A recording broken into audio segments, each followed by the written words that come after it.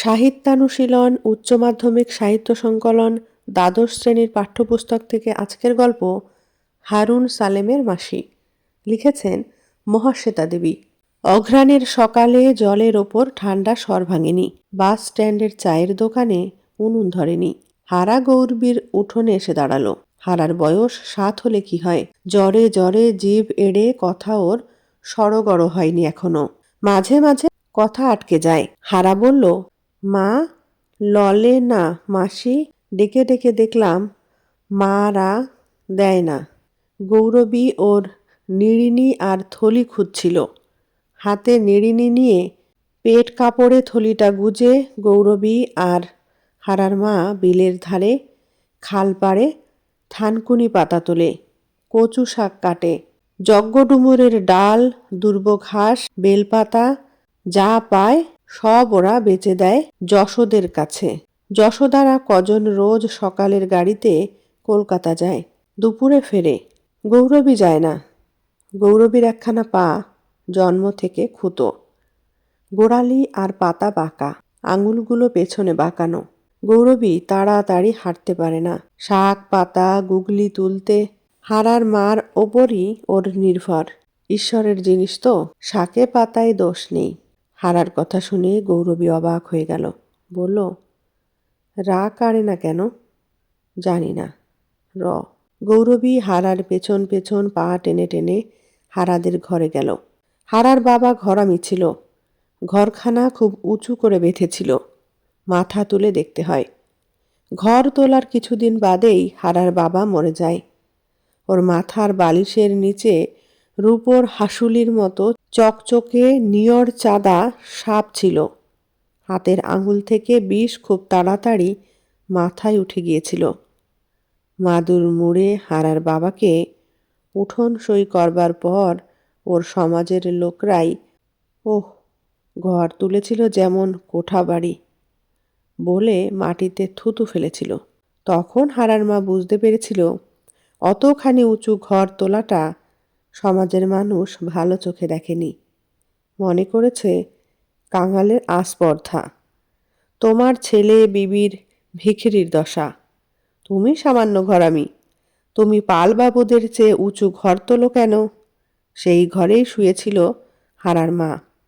রোজই ওর রাতে জ্বর হয়, আর চোখের ওপর হাত চাপা দিয়ে শুয়ে শুয়ে ও কাঁদে।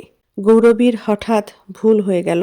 অলো, কাঁদিস নাকি বলে নিচু হয়েই গৌরবী মুখ তুলল। পেছনে সরে এলো।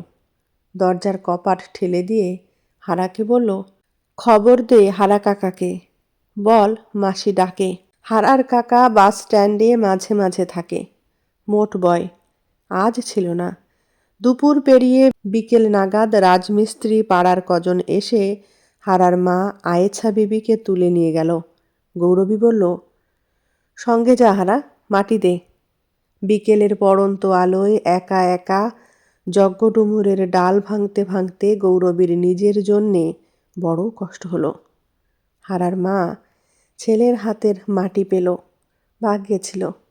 নিজের ঘরে শুয়ে মরল, কপালে ছিল। আমি বা কোথায় মরব? কে মুখ সলা করবে কে জানে। এইসব সময়ে গৌরবীর বড় কষ্ট হয়। ও রেল লাইনের দিকে চেয়ে থাকে। কয়েকটা স্টেশনের পথ মাত্র। সেখানেই গৌরবীর সমাজের লোকেরা জমি পেয়েছে, ঘর বেঁধেছে। ওর ছেলে নিবারণ সেখানেই আছে। গৌরবীও থাকতে পারত, নিবারণ থাকতে দিল না। মানুষের বউ এসে শাশুড়িকে পর করে। গৌরবীর কপালে তা হয়নি। বউ কিছু বলবার আগেই নিবারণ, এবার পুটির কাছে যাও গিয়া, মাঝে মধ্যে আমি খবর দিব মেয়ের কাছে। কেন মনে নাই? তখনই গৌরবী বুঝেছিল কি ভয়ানক প্রতিহিংসা নিবারণের। কিছুই ও ভোলে না। বাসের কন্ডাক্টরকে জামাই করতে গিয়ে নিবারণের বাবা ঘর তৈরির টাকা ভেঙে ঘড়ি, সাইকেল, টর্চ কিনেছিল। নিবারণের বয়স তখন অনেক কম। সাইকেলটা দেখতে দেখতে ও বলেছিল, সব একজনকে দিবি? তোমার একটা সন্তান? বাপ ছেলেতে খুব বেঁধেছিল। গৌরবী বলেছিল, তোর এত রিস কেন? সময়ে পুটি আমায় ভাত দিবে। কোন মেয়েটা আজকাল মা বাবাকে দেখে না বল? ভালো, সময়ে বোঝা যাবে, নিবারণ বলেছিল। তারপর কত বছর ধরে নিবারণ চেষ্টা করে ঘর তুলল, মেঝেটা পাকা করল। নিজে বিয়ে করতে না করতে মাকে ভাত দিতে অস্বীকার হলো। সে আজ ৮ বছরের কথা। বাসের চাকরি খুইয়ে জামাই বহুদিন ঘরে বসা। মেয়েও এ বাড়ি ও বাড়ি কাজ করে। গৌরবী আজ ৬-৭ বছর ধরে এই গ্রামে আছে। মেয়ের বাড়িতে গৌরবীর দুরবস্থা দেখে গৌরবীকে এখানে নিয়ে আসে মুকুন্দ। বড় জোগাড়ে মানুষ মুকুন্দ, হাতে পায়ে অসুরের বল। এ তল্লাট দিয়ে ৩-৪ জায়গায় জমি করে ফেলেছে। আজকাল মানুষ বড় মন্দ হয়ে গেছে। ঘর জমিতে বসত না থাকলেই জবরদখল। ঘর টুনি ধরে বসে থাকো পিসি, নিবারণ যা হয় দেবে। উঠোনে যা হয় দুটো শাক পাতা আজ যে খেতে পারবে না। বেঁচে থাক বাপ বলে গৌরবী এখানে এসে উঠেছিল। বড় যেন ভেতর পানে ঢোকানো গ্রাম। গ্রাম বললে হয়, না বললেও হয়। না বড় রাস্তার ওপর, না শহরের খুব কাছে। গৌরবী ভেবে পায়নি এখানে সে কেমন করে একবেলা দুটো ভাত জোটাবে। নিবারণ এখন প্রাইভেট বাসের টিকিট বাবু। মাকে মাসে ৫টা করে টাকা দিয়েছিল কমাস, তারপর আর দেয়নি। খিদের জ্বালায় গৌরবী মাঝে মাঝে মেটে আলু সেদ্ধ করে খেয়েছে। কাঠের আগুনের তাতে বসে বসে কত সময় যেন আগের জন্মে শোনা রূপকথার মতো ঝি কালের বউ কালের শোনা কথা মনে পড়েছে। ফেলে আসা দেশে ঘরে শোনা কথা, পুকুর ঘাটে বাসন মাজতে মাজতে শোনা কথা। পারুলের মা, মেয়ারে কেমন বা বিয়া দিছ? ভালো দিদি, ৪ ওক্ত গরম ভাত খায়। গৌরবীকে দেখে দেখে ওই হারার মা বলেছিল, যখন যেমন তখন তেমন চললে আমানি জোটে না।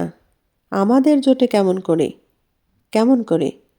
নারকেল পাতা চাছো, কাঠি নে কুস্তে বাঁধো, শাক গুগলি, জগডুমুরের ডাল নে জসিদের দাও, বিকেলে পয়সা দে যাবে। হারার মার নামটা অবধি গৌরবী জানত না। শুধু রমজানের মাস পালন করতে দেখে বুঝেছিল ওদের সমাজ আলাদা। আমার পা ল্যাংড়া, আমি শহরে যাই না। তুই যাস কেন? গৌরবী জিজ্ঞেস করেছিল। হারার মা নিঃশ্বাস ফেলে বলেছিল, ডরাই দিদি, ভয় হয়। না, গৌরবীর দাওয়ায় উঠে বসেনি হারার মা রান্নার সময়, কিন্তু উঠোনে বসেছে, উকুন বেছেছে। একই সঙ্গে দুজনে বসে বসে হাটুরেদের বাজার ফেরত ফেলে যাওয়া বাঁধাকপির বুড়ো পাতা, থেতলে যাওয়া বিলিতি বেগুন কুড়িয়েছে। সেই হারার মা ড্যাং ডেঙিয়ে চলে গেল। বড় দুঃখ হলো গৌরবীর। তারপর মনে হলো তার চেয়ে হারার মা ভাগ্যবতী। হারাটার কি হলো যোশী? ওর কাকা নিয়ে গেল? কে জানে মা। যোশী প্রায় ছুটে চলে গেল। যোশীরা হাঁটে না, ছোটে। আসলে ওরা চাল বয়, শহরে যায়, সঙ্গে শাকপাতা, নারকেল পাতার কাঠি যা পায় নেয়। দাঁড়িয়ে কথা ওরা সকালবেলা বলতে পারে না। গৌরবী মাথা নাড়ল। হারা প্রায়ই ওর উঠোনে বসে থাকে, গাছের ছায়ায় ঘুমোয়। মার গাছের ধুধুলটা চিচিঙ্গেটা গৌরবীকে দিয়ে যায়। হারার মাথাটা বড়, শরীর রোগা, উপোস করা অভ্যেস হয়ে গেছে বলে চোখে একটা বিজ্ঞ ভাব, যেন ও সব জানে। কাকার সঙ্গে গেল বুঝি? ভাবতেই ওর কষ্ট হলো। আজ বছর ধরে হারা আর হারার মা ওকে ওর নিঃসঙ্গতা ভুলিয়ে রেখেছে। ওদের কথা ভাবতে ভাবতে হঠাৎ গৌরবীর মনে হলো কাপড়খানা কেচে ধুয়ে চুলটা আঁচড়ে একবার নিবারণের কাছে গিয়ে দাঁড়ালে কেমন হয়। দুটো ভাত দে নিবারণ বলে কেঁদে পড়লে কি নিবারণ মাকে ফেলে দেবে? ভাবতে ভাবতে গৌরবী একটা মস্ত বড় নারকেল পাতা টানতে টানতে ঘরে ফিরল। পাতা চেঁচে কাঠি বের করা বেশ কাজ, অনেকটা সময় তাতে যায়। বাকি সময়টা আঙুলের আন্দাজে উকুন বেছে বেছে কাটানো যায়। সন্ধেবেলা তো একগাল খুদ চিবিয়ে ১ ঘটি জল খেয়ে ঘুমিয়ে পড়লেই হয়। বাড়ি ফিরে গৌরবী দেখল উঠোনে হারা বসে আছে। অবাক হয়ে গৌরবী বলল, তুই? কাকা আসতে বন্য। এখানে? বন্য? যেথা খুশি সেথা যে মর্গা। সে কি? বন্য? হারা আঙুলের কর গুনে গুনে মনে করে করে বলল, কাকার ঘরে কাকি নেই, কাকা টেনে ঘোরে, দেশে দেশে যায়। তোর নিজের কাকা? মা বলতো নিজের নয়। তোর নিজের কে আছে? মা বলতো কেউ নাই। যা, দাওয়ায় খেয়ে সোগা। গৌরবী নিজে এক গাল খুদ খেল, হারাকে এক গাল দিল। তারপর চাটাই বিছিয়ে গড়াতে গড়াতে ভেবে চিনতে ওর মাথা ঘুরে গেল। হারা কি ওর কাছেই থাকবে নাকি? কি বিপদ, কি বিপদ! ওর নিজের বলতে কেউ নেই। হারার মার কথা মনে পড়ল। ছেঁড়া কাপড় গেরো দিয়ে পরা, রোগা ছিপছিপে মানুষ, এক মাথা রুক্ষ চুল, চুলের বাহার খুব কোকড়া ফুরফুরে, গলায় একটা মাদুলি ছাড়া গয়না নেই। দুঃখীর দুঃখী, দরিদ্রের দরিদ্র। এমন গরিব দেখলে গৌরবীর বউকালে শাশুড়িরা বলতো, তেল জল দেও, মাথায় দেউক, ভাত দাও, পেটে খাউক। নিজের কেউ থাকলে এমন অবস্থা হতো কি? অসম্ভব দুশ্চিন্তা হলো গৌরবীর।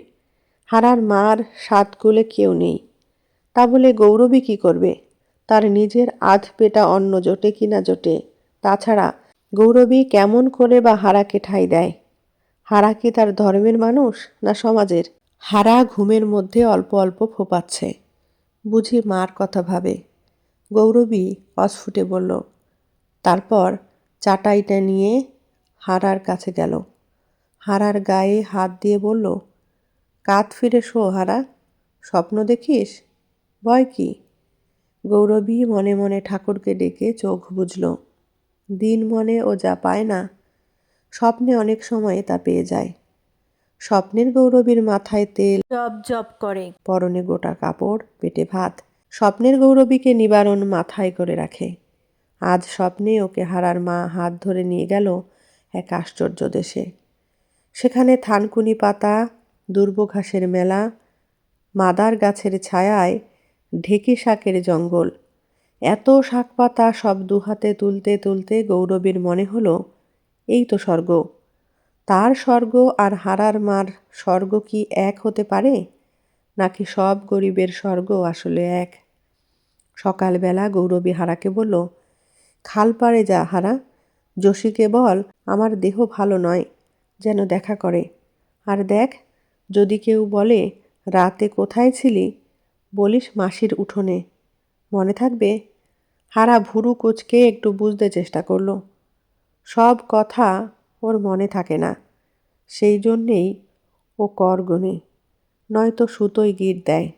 হারা বলল, লখার মাকে বলবো মাসির দেহ ভালো নয়।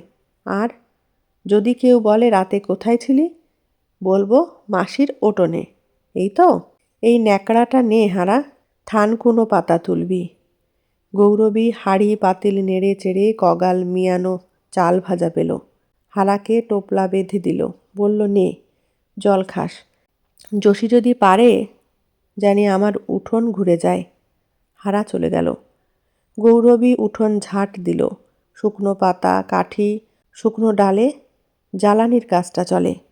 গৌরবীর মনে পড়ে ওর মা বামুনদের গায়ে বিয়লে বকনা বাছুর এনে পালত। বাছুর বড় হতো, তার খোল, খড়, গুড় সব খরচা মা দিত। গোবর দিয়ে ঘুঁটে দিত, গুল দিত। বড় হয়ে সেই গাই এক বিয়ানি হলে মা গাইটা ফেরত দিত। বাছুরটা মা পেত। বকনা হলে পালো, এড়ে হলে যাদের হাল আছে তাদের বেচো। এ গ্রামে যে মানুষ বলতে নেই। গৌরবীকে কেউ অমন একটা বাছুর পালতে দেয়? নিজের বলতে একটা ছাগল, একটা বকনা গাই থাকলে কি গৌরবীর আজ এই দশা হয়? থলিতে চাল সামান্যই ছিল। চালে, ডুমুরে, মোচার কোলের কচি ফুলটায় নুনে একসঙ্গে জাউ বসিয়ে দিয়ে গৌরবী ভেবে পেল না এরপর হারা আর ও কেমন করে একবেলা এক মুঠো খাবে। এখন ওর হারার মার ওপর রাগ হলো। কি বেয়াক্কেলে মানুষ বলো, কি অবিবেচক! সাতকুলে কেউ নেই, আমার ভরসায় ছেলে রেখে চোখ বুঝলো। এখন জাত বা কেমন করে থাকে, ধর্মের বা কি হয়? খুব রাগ হতে লাগলো গৌরবীর। কিন্তু অনেক বেলায় হারা যখন এসে বলল, মাসি মেটে আলুর আন্না করবে, তখন গৌরবীর মুখ হাসিতে ভরে গেল। কত বড়টা রে? কোথায় পেলি? ঘরে ছিল, মা বলেছিল। হারা কর গুনে গুনে বলল, মাসিকে দি সারা। আর বলেছিল কি? মাসির পা ধরে পড়ে থাকিস বলেছিল। গৌরবের শুকনো বুকে যেন কিসের ঢেউ লাগলো। নিবারণ যখন ছোট ছিল, সাবিত্রী যখন হামা টানে, তখন ঘর নিকোতে নিকোতে বাসন মাজতে মাজতে ওদের কান্না শুনলে বুকের ভেতর এমনি হতো বটে।